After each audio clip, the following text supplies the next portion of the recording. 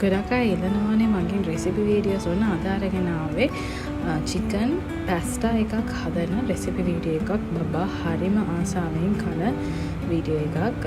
ඉතින් මේක මම ගොඩක් කලින් නම් දෙනවා බබාට මේ කැවරි ආහාර කන්න පුරුදු කරන කාලේ ඉඳන්ම වගේ මම දෙනවා.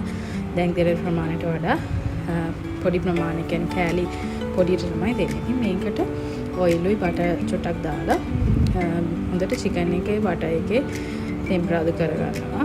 මම අද පොඩ්ඩක් බබා අල කන්න කැමති නැති නිසා මම පොඩ්ඩක් අල පෙති කෑලි ටිකක් කපලා ඒක තම්බලා පොඩ්ඩක් මේ චිකන් එකේම පොඩ්ඩක් බැදෙන්න වගේ තියලා දීලා බලන්න try කරා. හැබැයි බබා ඒක ඇවෙත් නැහැ.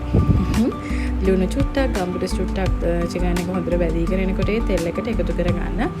ඊට පස්සේ ඔයාලට ඕන වෙනවා බීලෝන චූටි කෑල්ලක්, එතකොට සුදු ලුණු, එතකොට කරපිංච තරම කරපිංච, ඒ වගේ normal අපි පැස්ටා එක හදන්න අපේ දාන ingredients මේකට දාගන්න. ඉතින් මම සුදු ලුණු බීලෝන චූටි කෑල්ලයි මම මේ වෙලාවේ මේ බීලුණු නෙමෙයි එකතු කරගත්තේ රතු ලුණු ගෙඩි දෙකක්. මම ගොඩක්ම බබාගේ කෑම වලට රතු ලුණු තමයි එකතු කරගන්නේ.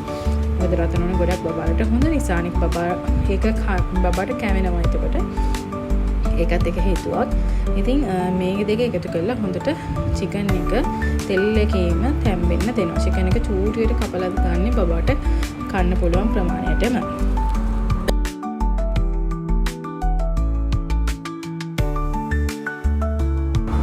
හොඳට මේ චිකන් එක තැම්බේගෙන එනකොට සුදු ලුණු ටිකත් එක්ක මම කැරට් ටිකත් එකතු කරගන්නවා. මොකද කැරට් ටිකක් තැම්බෙන්න වෙලා යන නිසා ගොඩක් හීනියට කපාගෙන එකතු කරගන්නවා. ඊට පස්සේ අර පැස්ටා එක තම්බලා ඒ වතුර ටික විසි කරන්න එපා. ඒ වතුර ටිකෙන් චුට්ට දදා තමයි මම මේ චිකන් එකයි කැරට් එකයි හොඳට ඒ තෙල් එකේ තැම්බෙන්න දෙන්නේ. එතකොට ඇත්තටම හරිම රසයක් එක්ක එන ස්ටොක් එකක් හැදෙනවා. අපිට මේ පැස්ටා එක හොඳ වෙට්වට කියන්නේ අර තෙතමනයක් එක්ක තියෙන පැස්ටා එක වේලෙන්නේ නැහැ.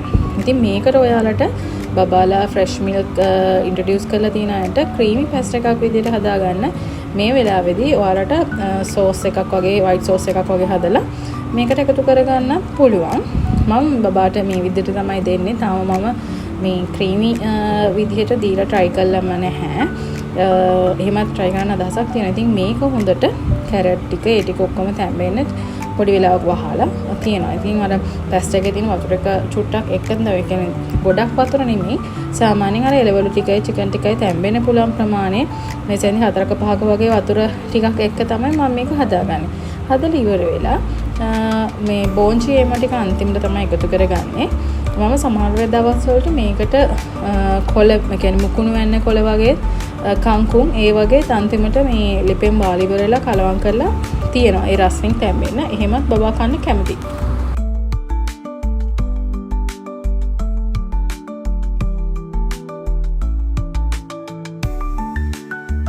ඉතින් ඔන්න ඔය විදිහට තමයි හදාගන්නේ. ඊට පස්සේ මම මේක ගෑරුප්පුවකින් බබාට කන්න පුළුවන් ප්‍රමාණයේ කැබලි වලට පොඩි කර ගන්නවා.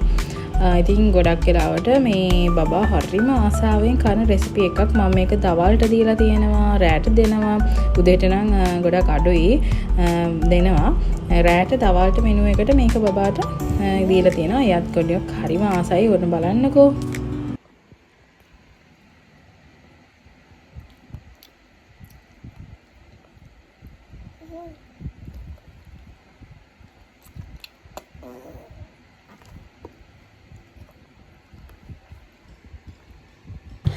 ඉතින් ඔන්න අපේ channel එක follow කරලා නැති අය දැන් මම follow කරන්න. එතකොට අපේ Facebook page එක, YouTube page එක ඊ ටිකත් follow කරගෙන යන්න.